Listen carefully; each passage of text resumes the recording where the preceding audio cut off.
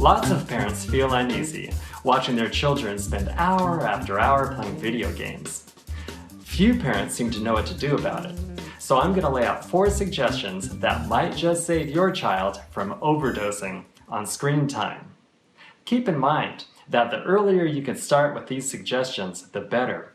It's a lot easier to get a young child to buy into moderation than it is for an adolescent who's never had any limitations imposed.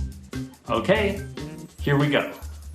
Tip number 1, put books in your child's bedroom and take the electronic media out. This helps kids get a better night's sleep. It also helps them develop their ability to read, to draw, to play a musical instrument, and so forth.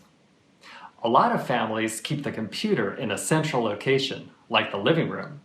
This helps parents keep track of what their older children are doing online. Tip number 2, limit the time your child can play video games each day. In some households, kids can play 30 minutes or 60 minutes a day. Some kids can play video games on weekends, but not on school days. Some parents say their child has to read a book for 1 minute for every minute they want to play a video game. 15 minutes of reading, 15 minutes of playing. What's right for your family? I don't know, but any plan is better than having no plan at all. If your child is seriously into playing video games, you might consider encouraging that interest by getting him to read about his favorite games, maybe even learning how to design them, as opposed to boo boo, simply playing them. Tip number 3, don't cave into social pressure. It's amazing how many parents turn to mush when it comes to video games. Kids invite their friends over, and they keep playing, and the rules and the routines go out the window. Parents just hang back and say, well, at least they're not making a mess of things. At least they're not getting in trouble outside. They seem to be having fun. But guess what? A lot of times, kids aren't having fun when they play video games. But nobody wants to seem uncool and suggest that they do something else. This is where parents can spring into action.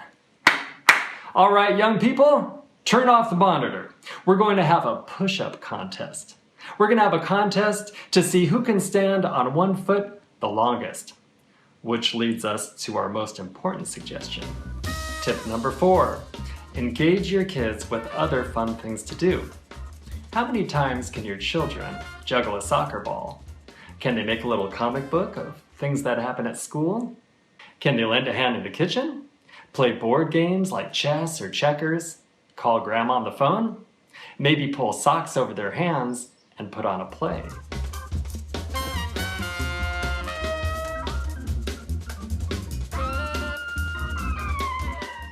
Once I was sitting in a Chinese restaurant waiting for dinner, and a little boy beside me was getting impatient. He started saying, "I'm starving! I'm so bored! I should have brought my Game Boy." And his mom's thinking, he doesn't need a Game Boy, but he does need something to do. She opened up the menu. She said, "See how many times you could find the word shrimp on the menu."